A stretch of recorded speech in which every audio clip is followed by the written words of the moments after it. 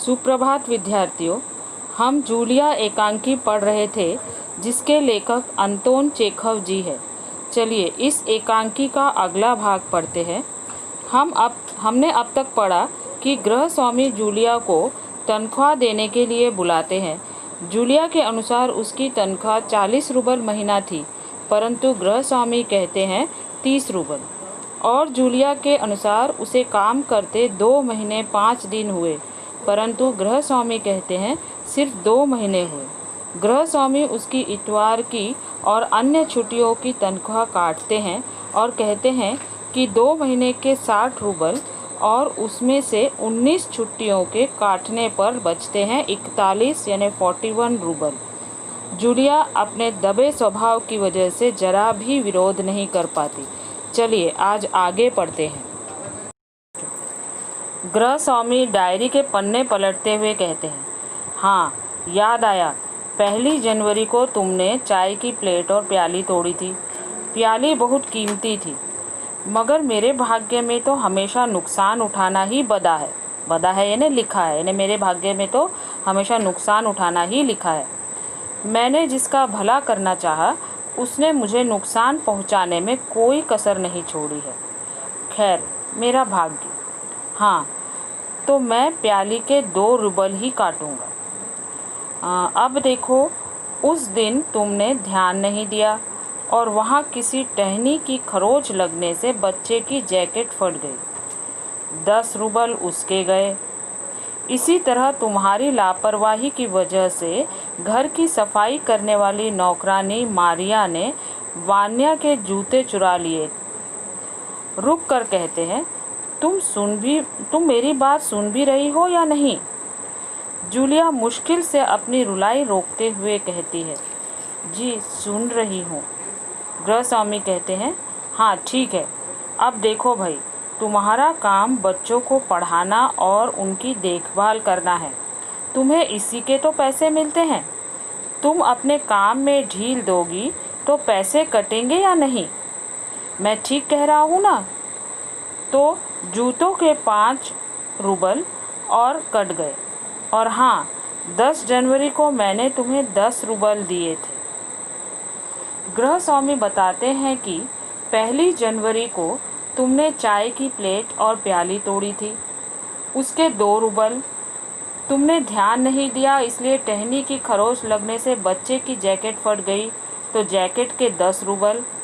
तथा तुमने ध्यान नहीं दिया, इसलिए घर की सफाई करने वाली नौकरानी मारिया ने वान्या के जूते चुरा लिए थे, तो जूते के 5 रूबल।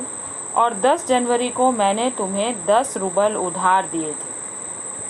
गृह स्वामी 19 रूबल तो पहले ही काट लिए थे उन्होंने, और अब गृह स्वामी प्याली के 2 रूबल, जैकेट के 10 रूबल, जूतों के 5 रूबल और उधार 10 रूबल, यानी कुल मिलाकर 27 रूबल काट लेते हैं। जूलिया लगभग रोते हुए कहती है, जी नहीं, आपने कुछ नहीं, और वह आगे कुछ नहीं कह पाती। गृह स्वामी कहते हैं, अरे मैं क्या झूठ बोल रहा हूँ? मैं डायरी में हर चीज़ नोट कर लेता हूँ। तुम्हें यकीन न हो तो दिखाओ डायरी। डायरी के पन्ने यूं ही पलटने लगता है। यहाँ पर गृह स्वामी अपनी डायरी को बार बार दिखाने का प्रयत्न करते हैं कि उन्होंने डायरी में सब कुछ नोट करके रखा हुआ है। जूलिया आंसू पोंछती हुई कहती है, आप कह रहे हैं तो आपने दिए ही होंगे। यानी जूलिया यहाँ पर भी विरोध नहीं करती और वह यही कहती है कि अगर आप कह रहे हैं तो आपने दिए ही होंगे। गृह स्वामी कड़े स्वर में कहते हैं, दिए होंगे नहीं, दिए हैं। ठीक है, घटाओ 27 41 में से बचे 14। क्यों, हिसाब ठीक है ना? जूलिया आंसू पीती हुई कांपती आवाज़ में कहती है, मुझे अभी तक एक ही बार कुछ पैसे मिले थे और वो मुझे मालकिन ने दिए थे, सिर्फ 3 रूबल, ज़्यादा नहीं। गृह स्वामी जैसे आसमान गिरा हो उसके ऊपर। कहते हैं, अच्छा, और इतनी बड़ी बात तुम्हारी मालकिन ने मुझे बताई तक नहीं?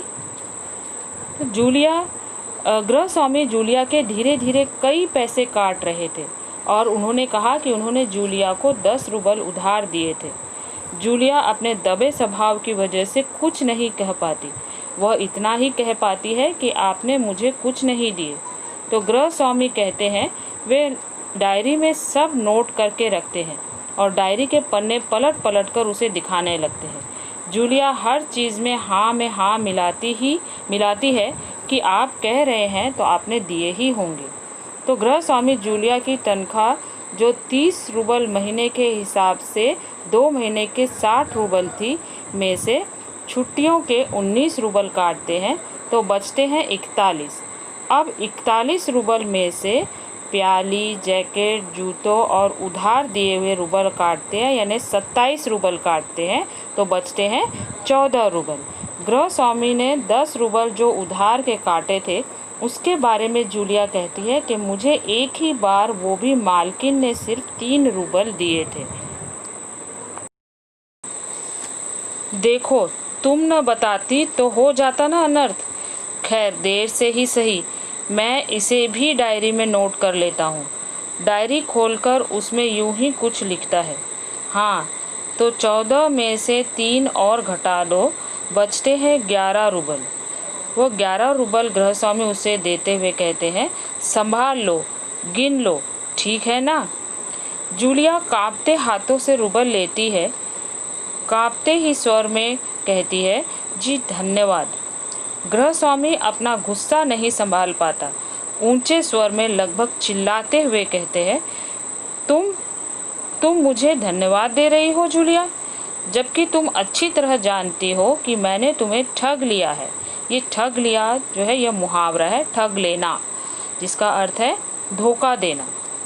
तुम्हें धोखा दिया है, तुम्हारे पैसे हड़प लिए हैं। हड़प लेना यह भी मुहावरा है जिसका अर्थ है बेईमानी से दूसरे की वस्तु पर अधिकार कर लेना।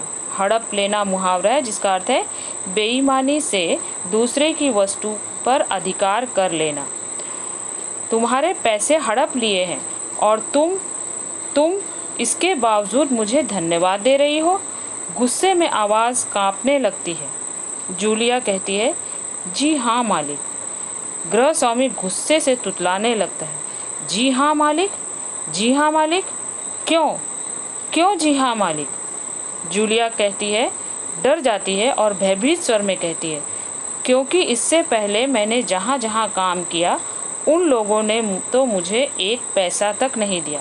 आप कुछ तो दे रहे हैं। गृह स्वामी के 10 रूबल उधार दिए जाने की बात कहने पर जूलिया कहती है कि मुझे एक ही बार, वो भी मालकिन ने सिर्फ 3 रूबल दिए थे।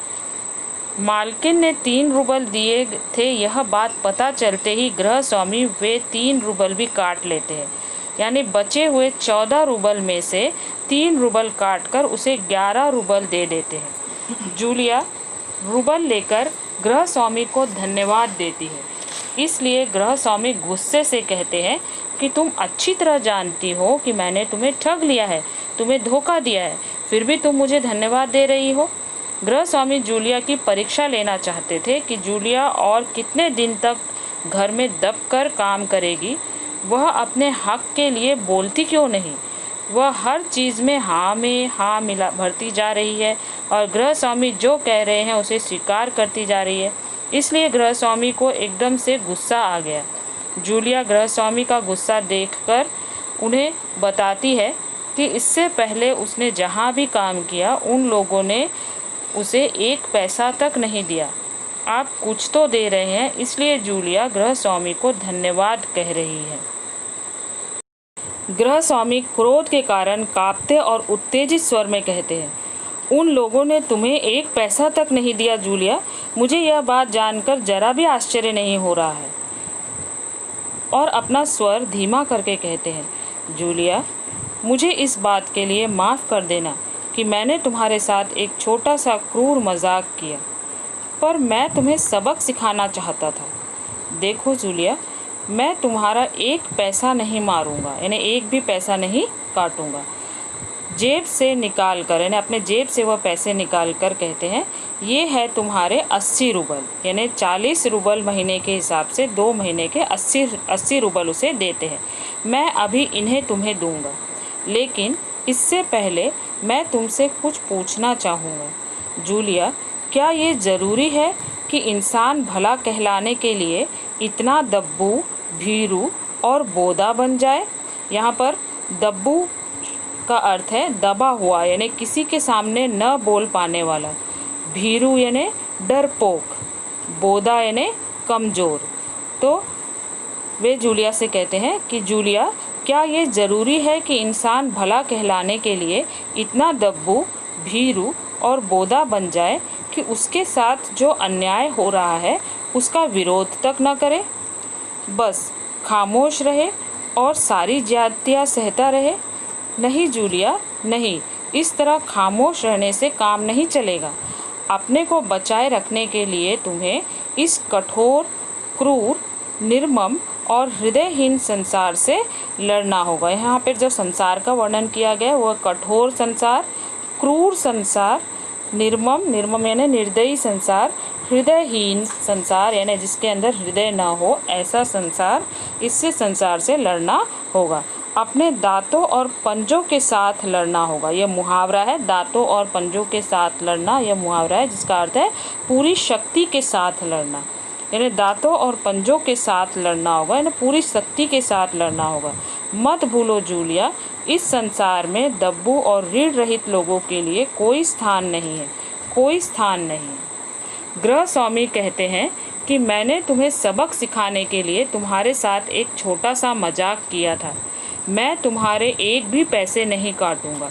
और वे जूलिया को 40 रूबल महीने के हिसाब से 40 रूबल महीने के हिसाब से, क्योंकि 40 रूबल महीना ही तय हुआ था, उसे 2 महीने के 80 रूबल देते हैं। आज वे जूलिया को समझाते हैं कि आज का संसार कठोर, क्रूर, निर्दयी है और हृदयहीन है। इसमें अपने आप को बचाए रखने के लिए तुम्हें पूरी शक्ति के साथ लड़ना होगा, क्योंकि दबे हुए जो रहते हैं संसार उनको ठग लेता है। ऐसे लोगों के लिए संसार में कोई स्थान नहीं है। प्रिय विद्यार्थियों, आशा करती हूँ कि यह एकांकी के रूप में दिया गया पाठ तुम्हें समझ में आ गया होगा। पढ़ाए गए एकांकी के शब्दार्थ और मुहावरे अपनी नोटबुक में लिखिए। धन्यवाद।